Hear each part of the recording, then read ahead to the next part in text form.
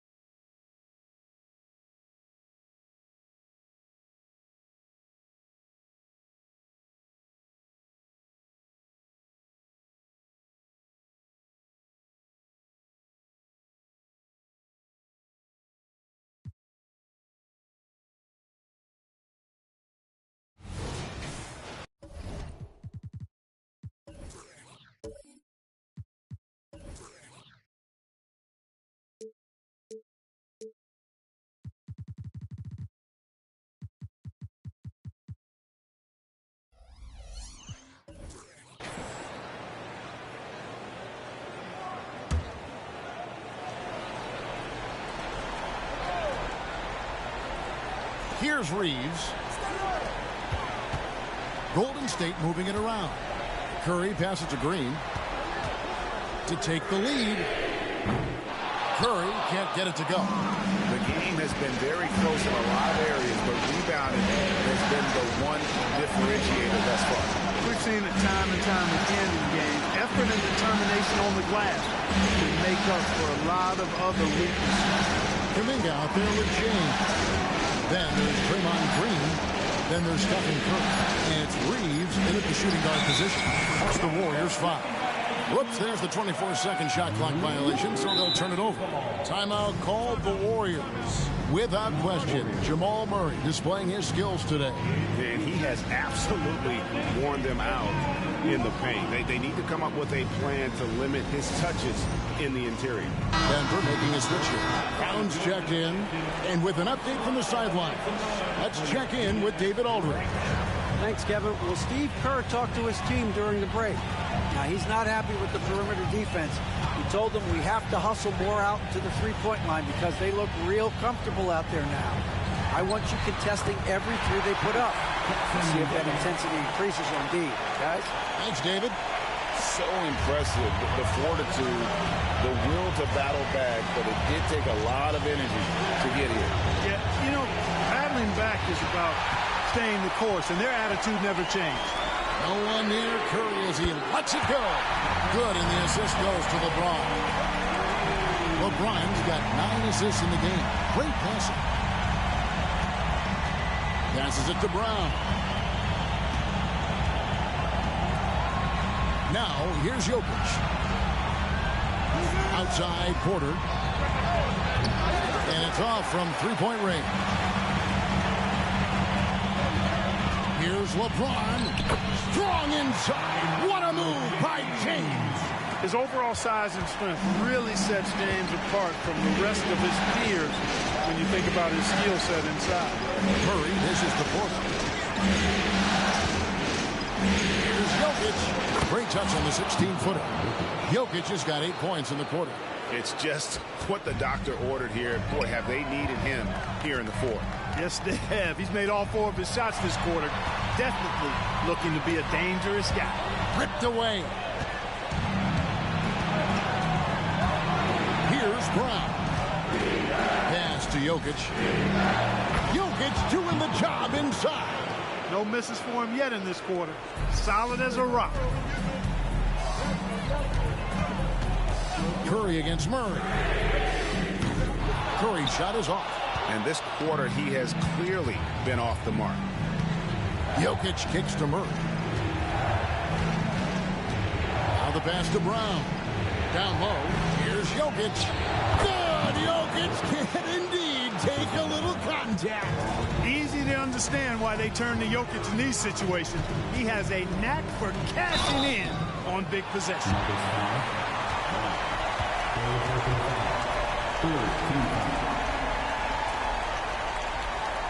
And guys, what do you think about the hustle stats for the Nuggets? Really a great job in this one, forcing the issues defensively.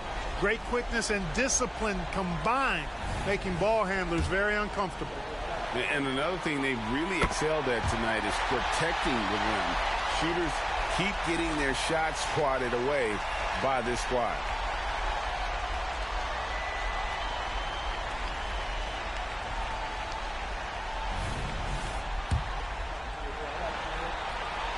So he gets them both. And he doesn't let the pressure get to him. Cool and confident from the line. To the paint. Here's Brown. And down it goes. Dunked through off a wonderful assist. You know, I really like seeing this from Murray. Looking to get his open teammates involved. Being a willing passer is impressive to his teammates. Here's Reeves. Screen by James. Shot clock at 6. He lobs it up. Jokic with the steal. Here's Brown. Murray outside. 1:27 left to play here in the fourth. Pass to Jokic. Fades and shoots. It's hauled in by Jackson Davis. The Warriors trailing. Passes it to Reeves. Now here's Curry. Over Murray. Wow, magical moves inside from Steph Curry. And with a limitless jump shot, the elusive ball handling skills, Curry can get a bucket pretty much whenever he wants. To Jokic. A putback. It's in. Porter Jr., what a clutch shot. Stepping up when they needed him to. Now a timeout called by Golden State. They trail by 1. 50 seconds left in the fourth quarter.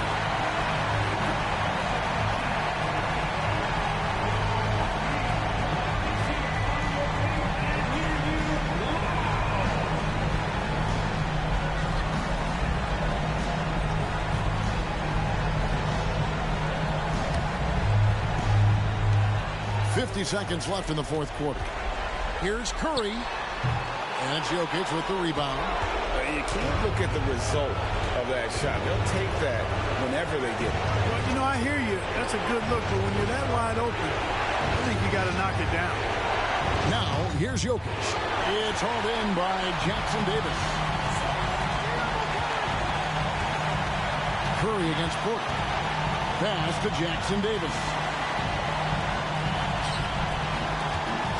James in the post.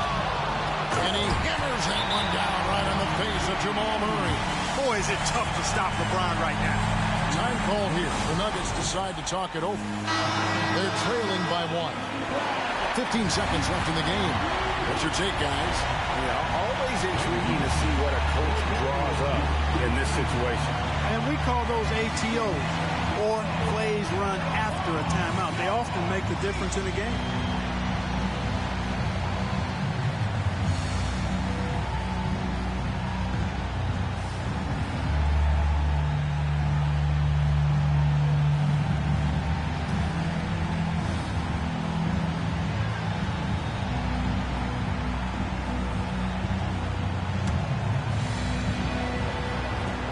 Fifteen seconds left in the fourth quarter. Murray looking around.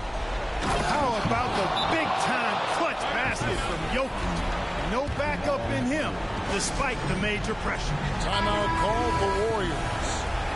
They're down by 1. 7 seconds left here in the fourth quarter. What do you think, guys? Yeah, always intriguing to see what a coach draws up in this situation. And we call those ATOs, or plays run after a timeout. They often make the difference in a game.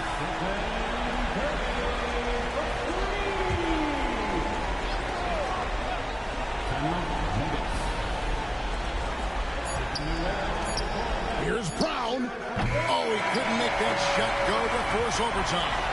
And the Golden State Warriors will move on. They took the long road to get here, but they've done it. All right, David, thanks so much. Well, that'll do it, folks. Glad it...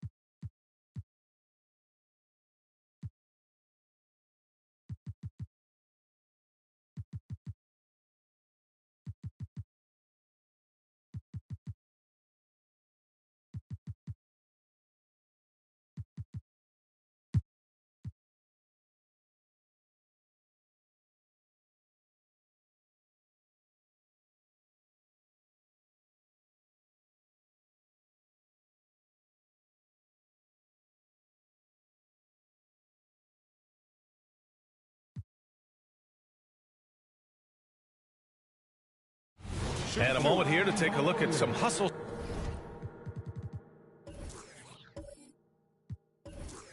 Stats for the Warriors. They've been just suffocating on defense the whole game. Look at their shot blocking. The opposition doesn't have any room to breathe. And you got to respect their energy level. A lot of steals, staying active, and making things happen. I think everybody knows how good LeBron James is, but the thing that makes it remarkable is the longevity of his talent, and he is still leading the way for his team. Oubre, he's checked in for Philadelphia. Hield comes in for Lowry. They've got Jonathan Kuminga. LeBron James out there with Draymond Green. Then there's Chris Paul, and it's Podziemski in at the 2. That's the Warriors 5. That's going to do it for this game. These teams, the entire season, what an unbelievable journey. It'll be a hoisting of the Larry O'Brien for the Warriors. Pretty clear who the better team was today. They dominated in just about every phase of this game, Grant. BA, it's almost hard to think what didn't go well for them. Their plan, their execution, everything was absolutely on point. And on an epic NBA Finals run, they capture the hearts of not just their fans, but basketball fans around the league. An incredible ending to one of the more dramatic finals we've seen. Counterpunches thrown between these teams for 7 games. We say it often, it's too bad you can have only one winner, but they deserve it. And we get spoiled sometimes, but we should take a second to appreciate what a sensational performance this has been for Stephen Curry.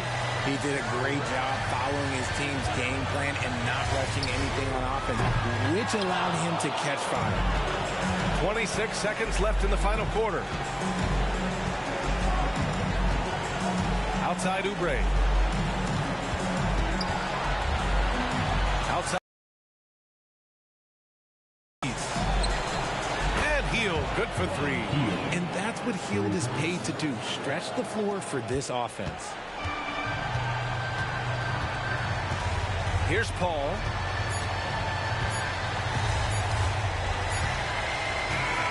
Oh, and they've done it! The Golden State Warriors are the new NBA champions!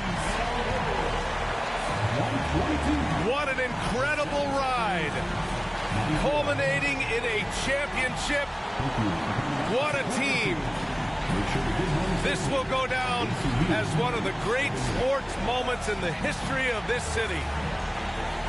And listen to this crowd. Players talk about having to tune out the noise and focus on the task at hand.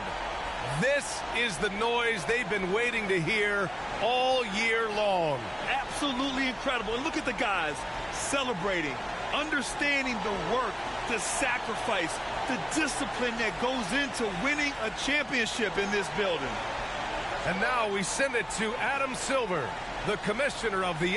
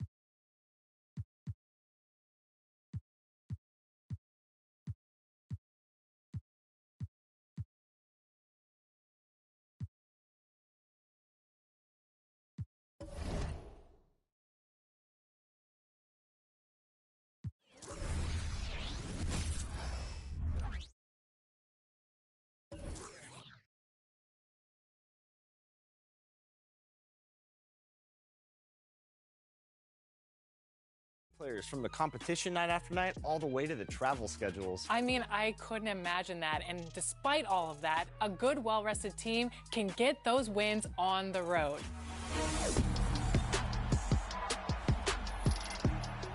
So, for some VC, which team had the most road games won this season? Was it the Celtics, the Heat, the Pelicans, or the Clippers?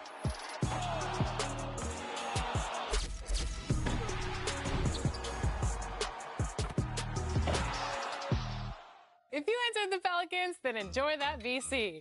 If not, forget about it. We have some more. Now, what about you? How many times have you seen your favorite NBA team on the road? 0 to 3 times, 4 to 6 times, 7 to 9 times, or 10 or more.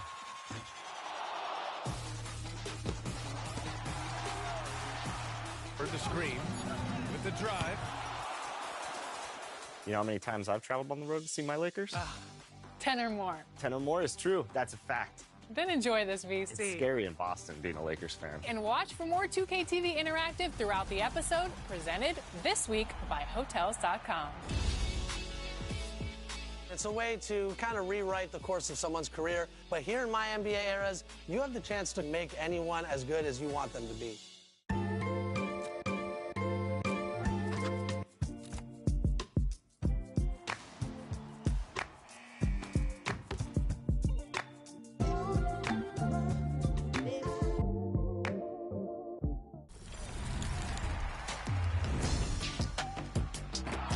If you're like Team 2K TV, you'll want to jump into My NBA Eras mode. There is so much to do. You can rewrite history literally in this mode. And today I'm joined by Team 2K TV champion. Pains me to say it, but his team's looking real nice. Brian, welcome back to the show. I'm doing good. Yeah, I love this mode. I love finding different ways to improve my team, and I think I've got some good tips to help people out. All right, so for people jumping into My Eras, what's your favorite thing about it? Like, what is appealing to you about this mode? Well, for me, I love the drafting and the development. Because in My NBA Eras, you could be playing for 10, 20, 30, 40 years of basketball. So I'm really big on getting good players, but then also getting them to exceed their full potential. And one thing I love about this mode, personally, is the what-if scenarios. What if Magic and Bird didn't have the rivalry because something happened down in Detroit that gave them a dynasty in the 80s? What if in the 2000s, Kobe and Shaq never broke up? There's just so many what-if scenarios. With that being said, players jump into the mode, they have their team. What's their first step towards developing players? So I'm going to say player mentorship. So you go to training, player mentorship. Now, I love this, Chris, because in My NBA Eras, like I said, it's not just about acquiring talent, it's about developing them. And one of the best parts about having great players is not just what they can do for you on the court, it's what they can do for you off the court. And the biggest way I utilize that is through player mentorship. So let's say you have my team and you have Michael Jordan, Hakeem Olajuwon, and Clyde Drexler, because you're a fantastic general manager. What you would do is, on the left side, you pick a mentee, so someone that's going to get mentored by the mentor. And then on the right side, you're going to pick the mentor. Now, each mentor can mentor one mentee at a time and up to 3 badges. So what I would recommend is look for the badges that the mentor has at Hall of Fame, at least at Gold, because I think you're going to get the most out of that. So, for example, I got Michael Jordan here, tons of Hall of Fame badges, right? I'm going to pick 3 Hall of Fame badges here that I think would be good for this player or whatever player, and then that's going to help them develop and acquire those badges. All right, so that's one way to get your badges up from the mentorship. Talk about the training schedule and how important that is to your team. Now, this is very critical, Chris, because the training schedule is where you're going to set the schedule for your team. I know this might be a little overwhelming at first, but trust me, it's worth it. So when you get to the training schedule, which you go to the My NBA Eras main menu again, you go to training again, and just below player mentorship, you'll see training schedule. Here, it's going to break down all the workouts you can do on game days and off days. Now, there's a morning, afternoon, and evening session, so you can schedule 3 sessions per day, and most of these sessions have a low, medium, or high intensity aspect to them.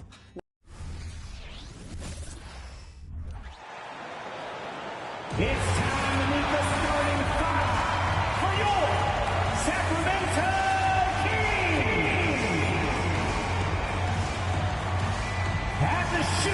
position, at 6'3", number 23, Keon Ellis.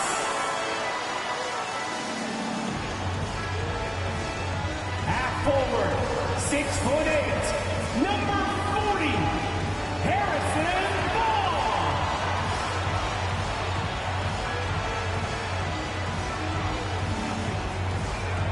At power forward, standing 6'8", number 13, Keegan Murray. At guard, 6'3", number 5, De'Aaron Fox.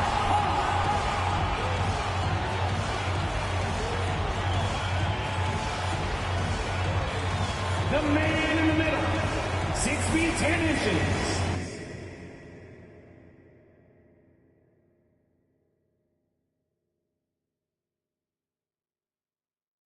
Do, the higher the rewards, right?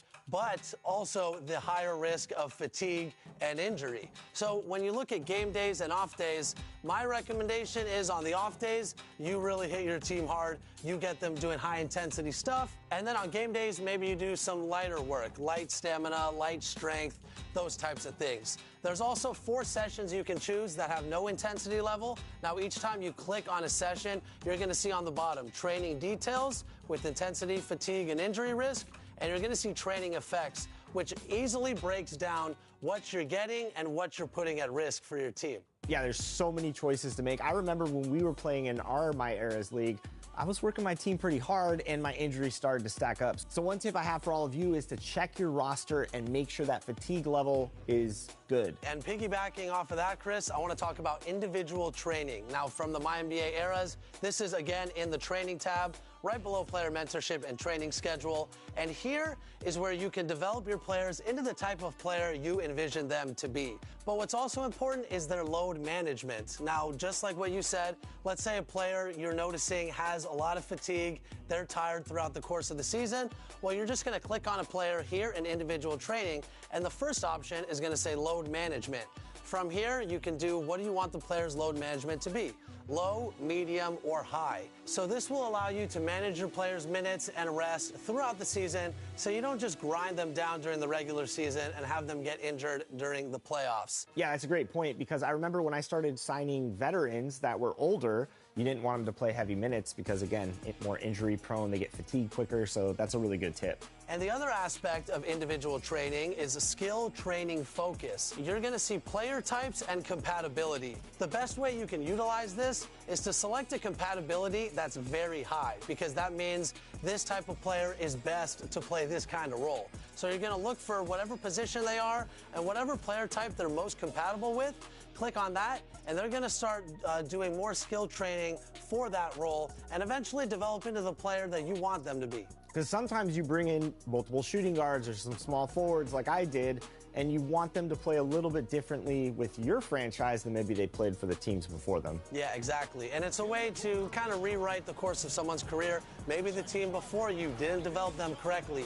But here in My NBA Eras, you have the chance to correct all that and make anyone as good as you want them to be. All right, so there you have it. Player development, drafting, these are pillars in how to build your team, but there's also other ways to add to your roster. So let's talk about some free agent options that are available to players out there playing this mode. Maybe my favorite part about this whole operation, Chris, is the free agents. Because I noticed, especially when you start a new season, sometimes your roster will get auto-filled with very low overall players. And I started to notice that the free agent list actually has a lot of talent. And I'm thinking, why didn't all these other teams throw them a contract? So one thing I would recommend is whenever you start a new season or whenever you are checking your roster, look at the bottom of your roster and see what the lowest overall rated player is. If you see it's high 60s or low 70s, chances are you could go to the free agent tab and find someone better. Now, what I like to do to clear a roster spot is I'll find the worst player on my team, I'll trade them for a second-round pick to kind of give me some future draft capital while also opening up a roster spot. I could sign a mid-70s player, and then from then, it's on. I'm trying to play free agent frenzy and see how high can I trade this player. I'll go from a 74 to a 75, a 75 to a 76, and try to work my way up until trying to turn like a 73 into an 80 rated player. And that, to me, is one of the best parts about this game, because you make enough trades, you'd be surprised at how good of talent you can acquire. Absolutely, and that's why these tips are so important, because once you acquire that talent, you have to develop it. So I like what we're breaking down here today, and I know you traded for like a 7'3" guy in the playoffs, which I didn't appreciate because that was tough to go up against. But also, like I said, I had a lot of injuries. I had to bring in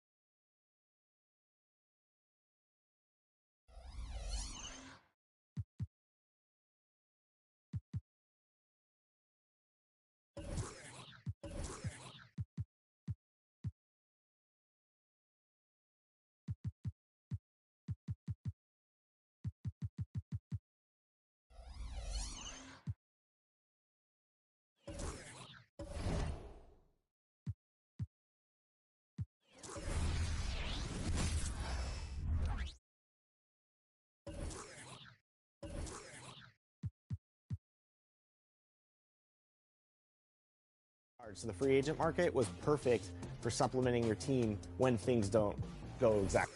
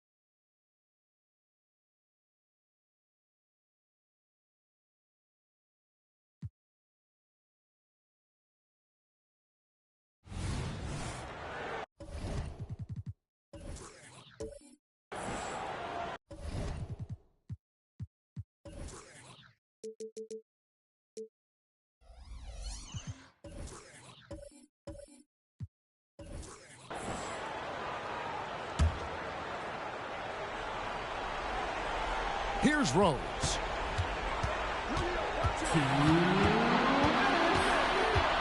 To the inside. Noah finds Rose. To the middle to tie it up. And foul on the shot, so he'll get a chance at the line. And the Grizzlies veteran Rose, no stranger to having to up the end and come up clutch. Some changes for Chicago.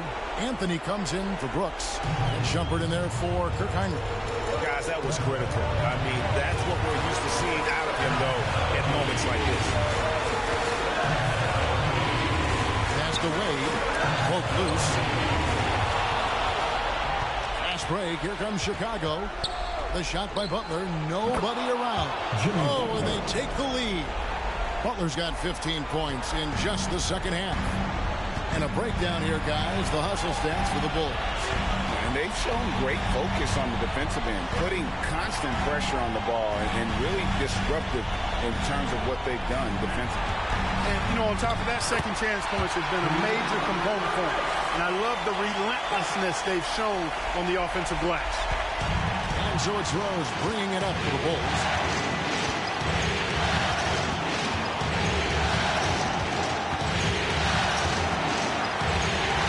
Left to play in the final quarter. 13 feet away. Anthony, no one around. Knocks down the trifecta. Just a fantastic effort they're getting from Anthony right now. Miami's gone ice cold from three-point land, 0 of 4 since the start of the final quarter. Butler against Wade. Good! And what a sensational bucket to bring them within one. No doubt about it. Wade has found the touch right now. I think we'll see them burn the clock a bit here. Yeah, smart move. Here's Rose. Count it. I tell you what, this is the white-hot version of Derrick Rose right now. Here's Wade. The critical possession right here. Crowd on pins and needles, Kev. We've got a 9-second difference between the shot clock and the game clock. Spins. With the spin. And it's Chicago with the rebound. And he commits the intentional foul. Yeah, you have to do that, though. You can't just let him dribble again. Exactly. You got to stop the clock any way possible. And hope they alligator arm a few of those free throws. And someone who welcomes big spots. Jimmy Butler loves that he's at the line. And that makes it a two-possession game now. Those could turn out to be vital free throws. Now a timeout called by Miami.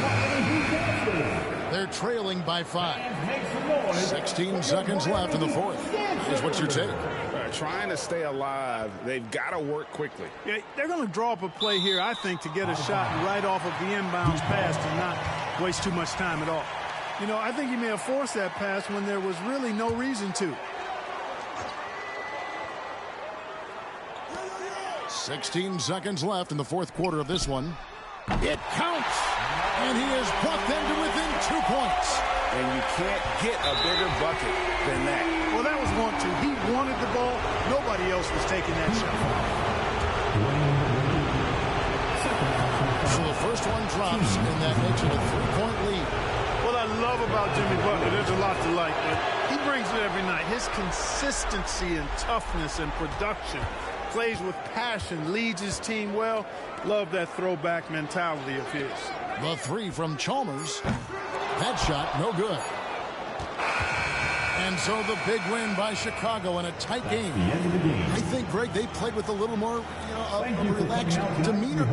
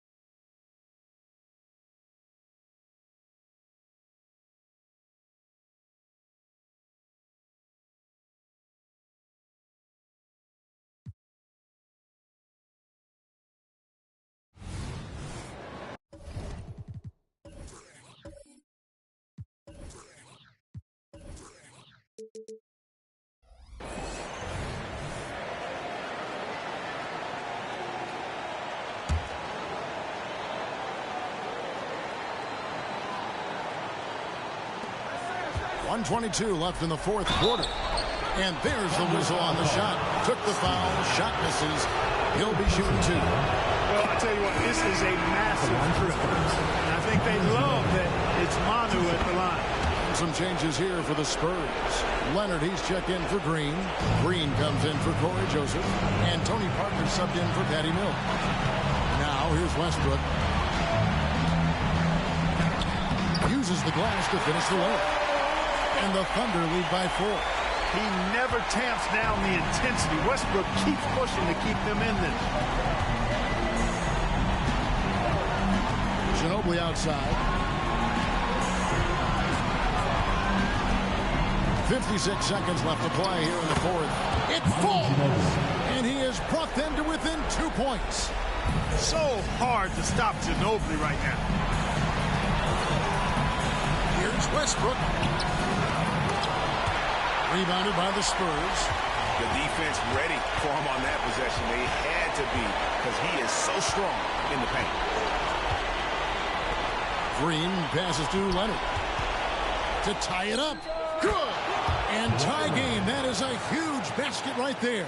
Boy, it's a scary sight when Kawhi Leonard starts lighting it up like this.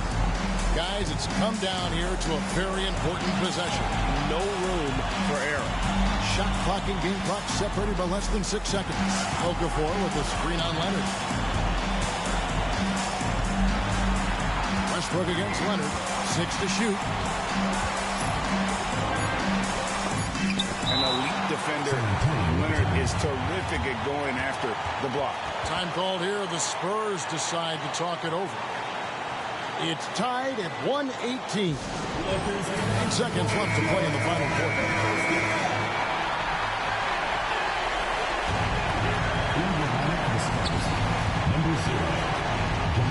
And here is Parker.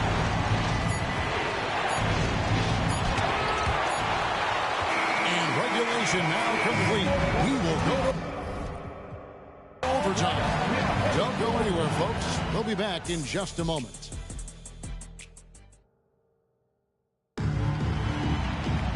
These teams have battled tooth and nail for 4.